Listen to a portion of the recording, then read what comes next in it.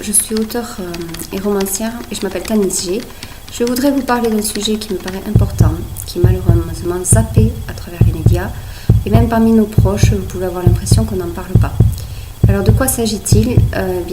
Il s'agit de l'apocalypse. C'est un terme qui peut vous paraître extravagant, étonnant ou choquant ou au contraire complètement dérangeant. Mais quoi qu'il en soit, il faut reconnaître que ce n'est pas un sujet qu'on aborde souvent. Et pourquoi je choisis précisément d'évoquer cette problématique ? C'est parce que nous sommes, à mon avis, confrontés à un contexte qui est, que je qualifierais d'historiquement inégalé. Alors, pour rappel, il y a plusieurs mots qui frappent en même temps, en ce début du XXIe siècle. Déjà, la presse a révélé des scandales. Et je ne parle pas des scandales du Star ou de la presse People. Je parle bien de gros scandales qui nous sont arrivés à partir de 2007-2008. Alors, d'abord la crise des subprimes qui a révélé les dessous de la finance. Ils ont commis des abus qui ont pu choquer l'opinion, à juste titre, avec tous ces montages financiers réalisés par des grands groupes bancaires qui ont proposé l'exil fiscal à de riches et des gens fortunés.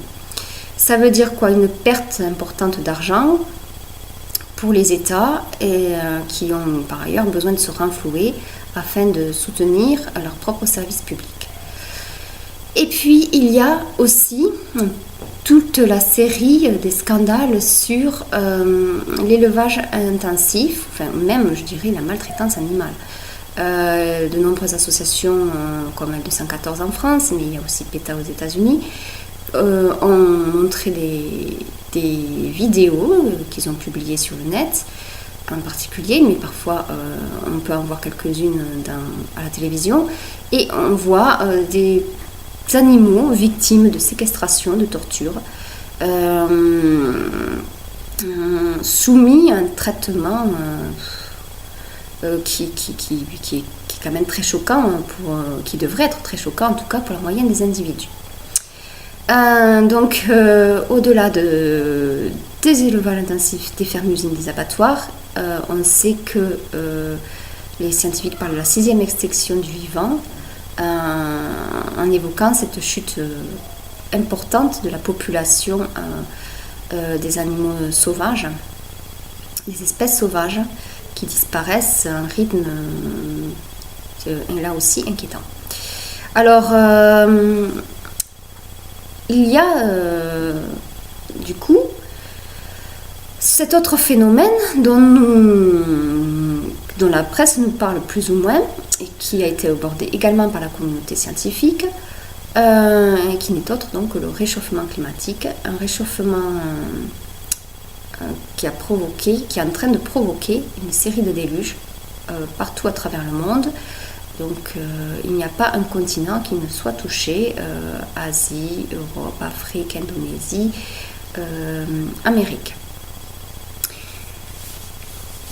Alors, quand on réunit cet ensemble d'événements, on peut constater quand même que nous sommes confrontés à une situation certainement inédite d'un point de vue historique.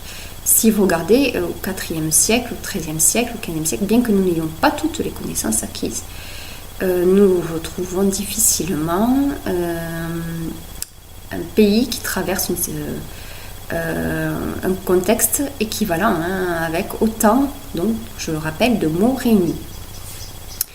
C'est pourquoi peut-être beaucoup d'entre nous pensent que nous pourrions être arrivés à une fin du monde. Alors la fin du monde, c'est aussi un thème qui est abordé par les artistes au cinéma ou dans certains livres. Ceux qui aiment la science-fiction ont certainement plongé dans des histoires, des récits qui se passent dans un futur lointain, où on voit une situation générale dégradée, des villes qui sont en ruine, une pollution qui a sévi, parfois même une humanité en partie atrophiée ou malade.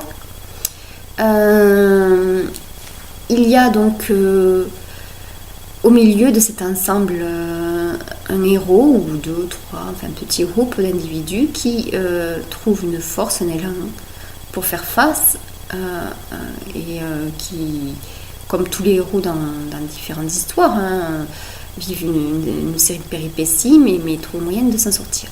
Sauf que je rappelle quand même, par rapport au milieu de l'art, que quand on se situe par exemple au 19e siècle, on n'avait pas autant de récits qui évoquaient des catastrophes ou des fins du monde, quoi.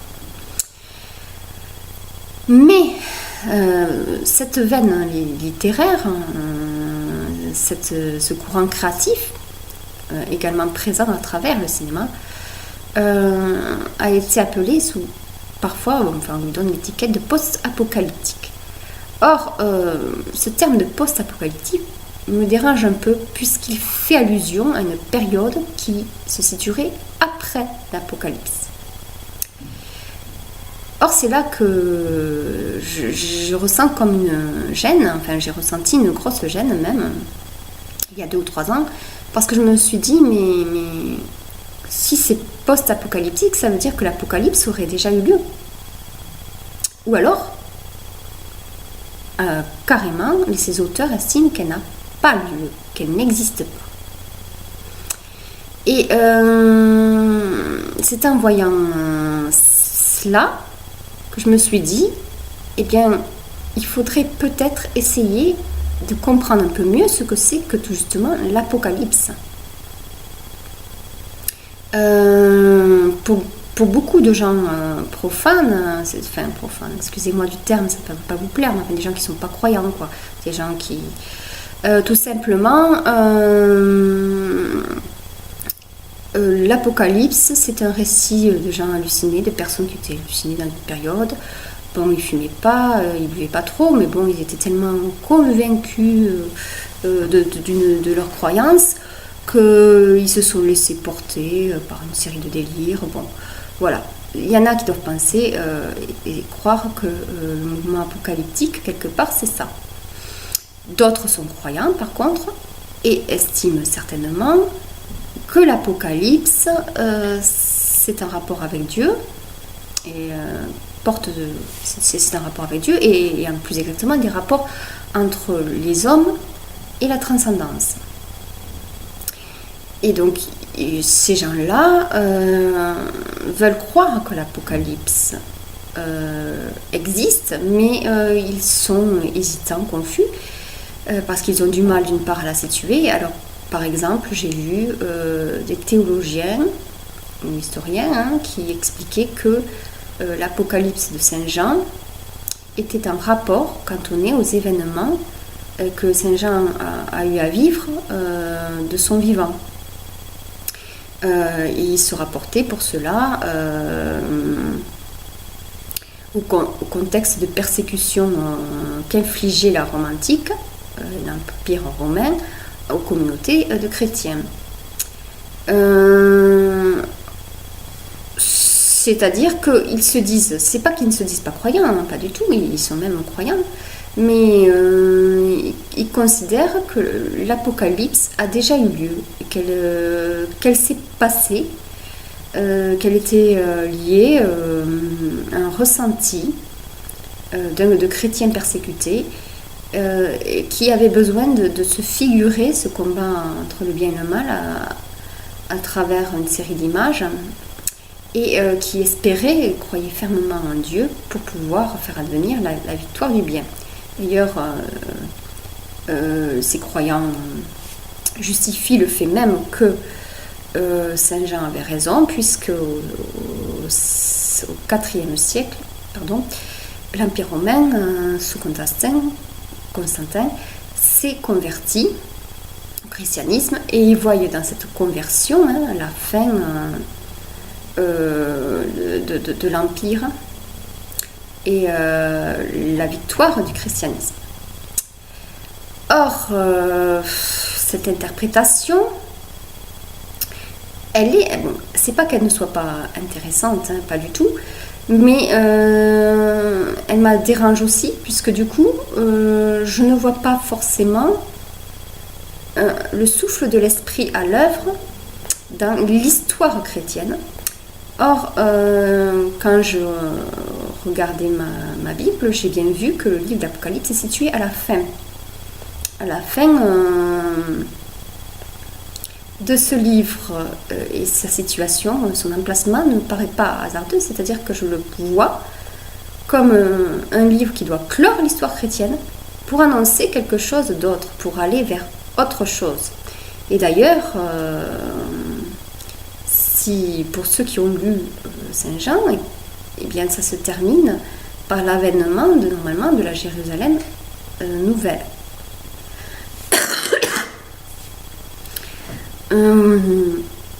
Voilà, alors si on se situe dans cette interprétation qui est plutôt au fond la mienne, dans ce cas-là, il faudrait dire l'Apocalypse ne peut pas avoir encore lieu puisqu'elle est étroitement, elle doit clore, elle doit terminer l'histoire chrétienne. Et elle se rapporte à une série effectivement de catastrophes, mais elle estime, enfin elle envisage une sorte d'au-delà, hein, à peine suggérée. Donc, du coup, l'interprétation que certains théologiens, historiens ont pu faire de l'Apocalypse cantonnée à la période de l'Empire romain ne m'a pas paru pertinente. Surtout que je trouve dans le livre de Saint Jean, il y a beaucoup de références à des catastrophes naturelles, alors que dans la période où a vécu Saint Jean, Jean de Patmos, c'est-à-dire au 1er siècle après Jésus-Christ, je ne crois pas que lui-même vivait toute cette série de catastrophes qu'il a lui-même mentionnées dans ses écrits. Voilà, alors ce point étant dit, la question ce qui me dérange dans cette affaire, si vous voulez, c'est que d'un côté, il y a un récit biblique. Il y a des croyants qui estiment que l'Apocalypse, c'était au 1er siècle après Jésus-Christ et que c'est en rapport avec la vie et la communauté chrétienne et sa persécution. Et puis de notre côté, il y a des auteurs plus contemporains ou scientifiques qui croient à une fin du monde, mais qui ne donnent pas ou ne livrent pas une révélation en fait, hein, une révélation qui soit au sens plus spirituel du terme. Et il montre un état des lieux dégradé. Donc j'ai vu encore, par exemple, pour parler des scientifiques, hein, sur le net, une vidéo qui évoquait 10 scénarios possibles de fin du monde. Avec chaque fois une forme de mot qui frappe et qui est différent. Donc, d'ailleurs, c'était très bien fait, hein, c'est pas la question. Mais ce qui me gênait, encore une fois, c'est que je n'ai pas vu cette notion de révélation, du coup, et à un niveau plus spirituel. Alors voilà, c'est en se posant moi-même un peu cette question que j'estime qu'il était temps de faire des recherches, sur différents aspects. C'est pourquoi j'ai écrit un livre que je vais publier depuis peu sur Amazon, qui s'appelle donc Apocalypse, vision du XXIe siècle. C'est un livre qui nous plonge dans les arcanes souterraines de notre monde, pour tout justement chercher à montrer ce qui est caché. Tout en tenant compte de cette autre notion clé de l'Apocalypse, à savoir celle de fin des temps, de fin du monde.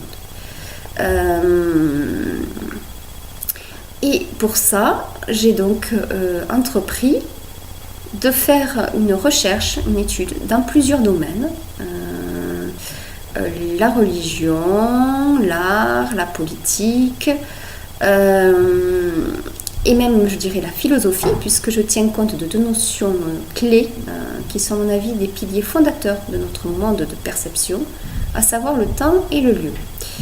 Et sur cette base-là, eh bien, je me suis lancée et j'ai fait tout un tas de recherches avec cet esprit de vouloir montrer donc ce qui est tenu pour cacher ou ce dont on n'a pas parlé. Voilà, et dans l'optique donc d'une fin des temps. Bien, alors c'est à ce voyage que je vous convie. J'aimerais que vous fassiez cette plongée avec moi. Là, c'était juste un topo de présentation du sujet, juste pour vous expliquer ce qui m'a motivée et c'est pourquoi je pense qu'il est important de traiter l'Apocalypse. Parce que j'aimerais qu'on évite de zapper, en fait, cette question. Et je crois qu'il est tout à fait en plus plausible de la zapper, comme nous l'ont démontré plusieurs auteurs de science-fiction. Alors c'est pour éviter cette espèce de trou noir dans lequel on pourrait se retrouver que j'essaye désormais de faire vivre, de soutenir ce sujet complexe qu'est l'Apocalypse.